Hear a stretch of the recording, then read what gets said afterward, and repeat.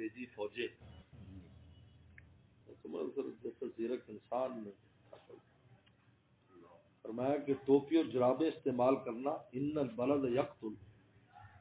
فرمایا ٹھنڈ قتل کر دے گی، سردی قتل، گرمی نہیں کچھ کہتے، گرمی تو اچھا موسم، پسینہ نکلتا ہے کتنا زہر نکل جاتا ہے، ان البلد یقتل، کیونکہ سر سے سردی چڑھتی ہے یا پاؤں سے، ویسے سر ڈھانپو پاؤں میں جرابیں پہنو آپ کو کچھ نہیں ہوگا، سینے میں نہیں لگتی، یہیں سے اوپر سے ہی جاتی، اس لیے عود یا مشک اگر ناک پر لگا لیں تو آپ کو سردی نہیں ہوگی، کیونکہ اس کی خوشبو وہ گرم ہوتی ہے تو اس کی خوشبو اندر جاتی ہے، گرمی رہتی ہے، ان میں برد یقتل، فرمایا کہ سردی قتل کر دیتی، اس لیے سردی پسندیدہ موسم نہیں ہے، یہ حدیث شریف میں آتا ہے، علامہ ابن رجب حنبلی نقل کیے کہ جب گرمی آتی ہے تو فرشتے دعا کرتے ہیں اللہ تیرا شکر ہے تو ایسا موسم لایا جس میں ایمان والوں کو راحت ہو گئی، تو ہمیں 5 ٹائم وضو کرنا ہے، ہمیں غسل کرنا ہے، کیونکہ مومن کے ساتھ 2 چیزیں لگی ہوئی ہیں، طہارت اور سفر، 2 چیزیں مومن کی زندگی کا حصہ ہے، طہارت اور سفر، سفر اس لیے کہ پیغمبر اسلام نے تجارت کو ترجیح دی ہے، معیشت کے لیے تجارت، تاجر کو سفر کرنا پڑتا ہے، مال لائے گا دوسرے بھی، اس کا نام تجارت ہے، جہاد کا سفر، علم کا سفر، تبلیغ کا سفر، سفر ہی سفر ہے، تو سفر گرمی میں آسان ہے، سردی مشکل ہے، گرمی میں کسی اڈے پر ساری رات گزارنے بہت آسان ہے، اور سردی میں بستر چاہیے، منجی چاہیے، اور طہارت ہماری زندگی کا حصہ ہے، گرمی میں طہارت بہت آسان ہے، وضو کرنے جاؤ نہا کے آ جاؤ، یہاں وضو بھی بندہ بچا بچا کرتا ہے، اگر گرم پانی نہ ہو، یعنی اب ہم سفر کرتے ہیں اور وہاں پر گرم پانی نہیں ہوتا تو وضو اتنا مشکل ہو جاتا ہے کرنا، جو پاؤں دھونا ایسے لگتا ہے جان نکلتی ہے، یہ تو پانی نہیں، تو دعا کرتے ہیں اللہ تیرا شکر ہے تو ایسا موسم لے آیا تو ایمان والوں کے لیے اس میں راحت ہو گئی، دعا گرمی پسندیدہ ہے، اس لیے ابن غالباً امام نبوی نے لکھا ہے کہ تصنیف کا جو وقت ہے وہ گرمیاں ہیں، سردیاں نہیں، سردی میں دماغ بند ہے کیا تصنیف کریں، اور وہ بھی دن کا وقت، دوپہر کا، جب گرمی تاپ کی پڑ رہی ہوتی ہے اس وقت تصنیف کرنی چاہیے، دماغ کی ہر رگ کھلی ہوتی ہے،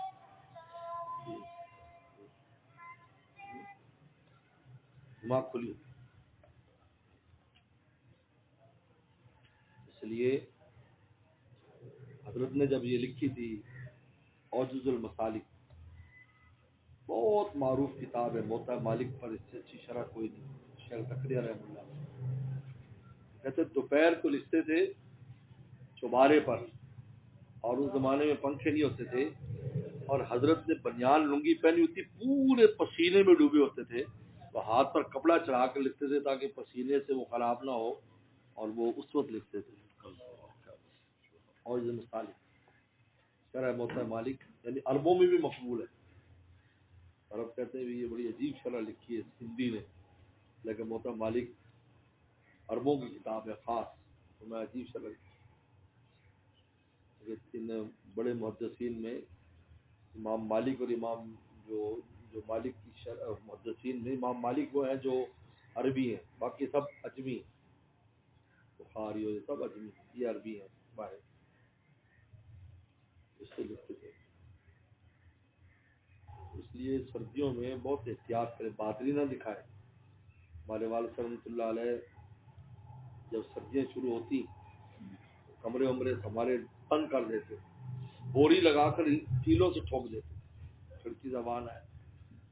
اور حضرت گرم کپڑے جب پہن لیتے تو اتارتے نہیں تھے، جیسے ہم دھوپ میں اتار دیتے نہیں اتارتے تھے،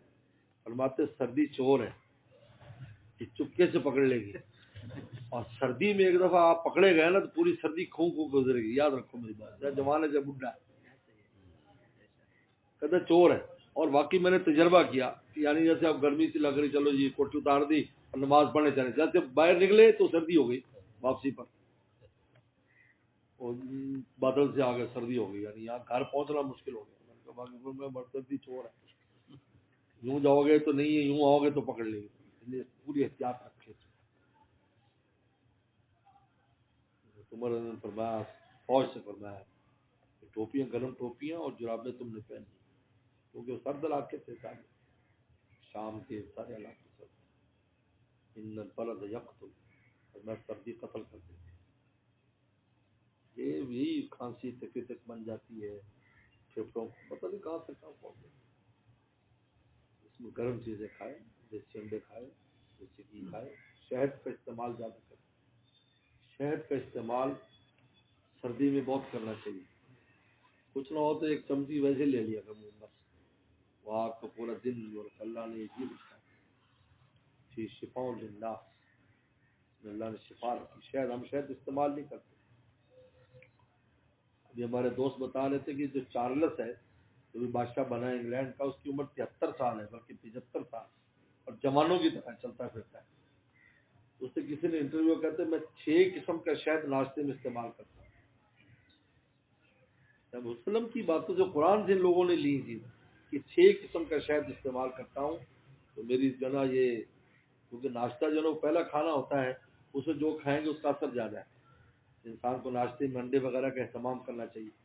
انڈا کھائے، شہد کھائے، مکھن کھائے، دوپہر کو کچھ نہ کھائے کوئی پرواہ نہیں، لیکن صبح صبح، کیونکہ آپ نے ساری رات میدا کھا لی ہے، صبح صبح اس کو، اس لیے اس کا نام فطور ہے، عربی میں فطور افطار سے ہے۔ جس طرح ہم شام کو افطار کرتے ہیں تو یہ فطور ہے، آپ رات بھوکے رہے، اب طاقتور چیز کھائیں۔ حکیم الامت تھانوی رحمۃ اللہ علیہ اس زمانے میں 5 روپے کا ناشتہ کرتے تھے، 5 روپے کا ناشتہ، دیسی گھی ہوتا تھا، مکھن ہوتا تھا، یہ انڈے ہوتے تھے، تو 5 روپے، پھر سارا دن کوئی ضرورت نہیں پڑتی تھی، اور اتنا کام کیا، 1000 سے زیادہ کتابیں لکھی، اور ایک دنیا کے مسئلے ہیں۔ ہم ناشتے میں جو لوگ بتائیں ناشتے کے بغیر بھاگے پڑتے ہیں، جی یہ غلط ہے، ناشتہ ڈٹ کے کر لو، دوپہر کو روٹی نہ کھاؤ، یہ سنت نہیں ہے۔ دوپہر کی روٹی نے اصل نقصان دیا ہے، کیونکہ صحابہ کرام صبح اور شام کھاتے تھے بس، اگر شام کا کھانا مغرب سے پہلے کھا لیتے تھے، کیونکہ بھوک اتنی لگی ہوتی تھی، اور عشاء کے بعد 3 گھنٹے بعد سو جاتے تھے، کیونکہ رات کے کھانے کے 3 گھنٹے کے بعد سونا چاہیے۔ صحابہ کی ترتیب دیکھیں آپ، صبح کا کھانا کب ہوتا ہے؟ اشراق، اس سے فارغ ہوئے 8-9 بجے، اب جا کر جو ناشتہ ڈٹ کے کر لیا، شام کا مغرب سے پہلے کھا لیا، اب مغرب کے بعد عبادت کی، عشاء کی نماز وقت کر کے پھر سو گئے، پھر صبح فجر میں تہجد میں اٹھے۔ آج ہمارے روٹین اس لیے خراب ہے، صحت بھی خراب ہے، دوپہر کو بھرتے ہیں، صبح ناشتہ نہیں کیا جی، یا میں چالو کام کر لیا، نہیں، یہ تمام سے، کیونکہ یہ صحت جس طرح ہمیں اپنی روح کو اچھا رکھنے کا حکم ہے، ہماری اپنی اس جسم کو اچھا رکھنے کا حکم ہے،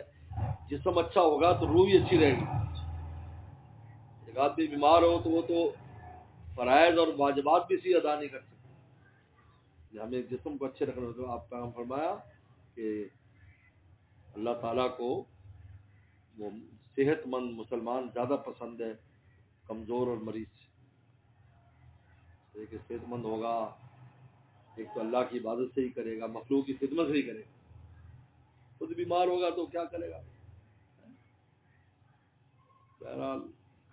اہتمام کرنا، ہم اہتمام نہیں کرتے، ورنہ ہمارے ہاں جو نعمتیں ہیں،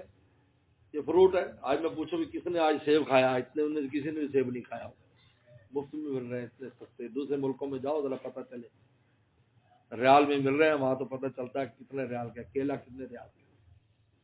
کھاتے نہیں، کتنے فروٹ کھا لیں۔ میں انگلینڈ کے ان کا جی فروٹ پر سبسڈی ملتی ہے، یعنی جو فروٹ دوسرے ملک سے 100 روپے کا آتا ہے، گورنمنٹ 50 کا دیتی ہے۔ میں نے کہا کیوں؟ کہتے اس لیے کہ ہسپتالوں پر دباؤ کم رہے، مریض کم آئے، اگر فروٹ کھاتے ہیں، اور یعنی فروٹ لازم ہے، دوپہر کے تو لازم ہے فروٹ، ہر گھر میں فروٹ رکھا ہے، بچوں کو عادت ہے فروٹ کھاؤ فروٹ کھاؤ۔ اس کا نتیجہ کیا ہے؟ بیمار نہیں ہوتے، اسپتال نہیں جاتے، وہ کہتے ہیں دوائی زیادہ مہنگی، فروٹ سستا ہے، اور میں نے کہا تو یہ سستا ہے، دوائی مہنگی، اس کی ایک گولی 500 روپے کی ہے، 100 روپے کی، یا پورا کلو آ جائے 50 روپے میں۔ صحت کا بھی خیال کرے، روح کا بھی خیال کرے، دونوں اچھے ہونے چاہیے، صحت بھی اور روح بھی۔ حضرت والد رحمۃ اللہ علیہ نے جب میں بنورٹون گیا، یہ نصیحت فرمائی کہ اپنے صحت کا خیال رکھنا، آپ نے فرمایا اگر کپڑے تمہارے اچھے نہ ہوں، پھٹے ہوں، لیکن اس میں سے صحت مند جسم جھانک رہا ہو تو ایسے ہوگا جیسے بدلیوں میں چاند جھانکتا ہے. کپڑوں کی فکر نہیں کرنا، صحت کی فکر. تو تاکید کرتے تھے. دیکھو اگر صحت اچھی نہ ہوتی، اتنی بیماریوں کے باوجود ہم تو دین کا کام نہیں، آپ سے ملاقات بھی نہیں ہوتی. یہ دین کا کام فیضان صحت پر ہے نا، پڑھا رہے کر رہے صحت پر ہے. اس لیے صحت کا بھی خیال کرو، روح کا بھی. صحت کا خیال مضر چیزیں استعمال نہ کرو، صحت مند کرو. اور روح کا خیال گناہ نہ کرو، ذکر اذکار نیکی کرو. جب تمہارا جسم اور روح دونوں صحت مند ہوگی تم کامل انسان ہوگے، اللہ کے پسندیدہ. صحیحا متقیا، صحت مند متقی، صحت مند متقی. فرائض بھی پورے کرو گے، گھر کے، گھر والوں کے، سب کے. ہم نے ڈلو بادشاہ.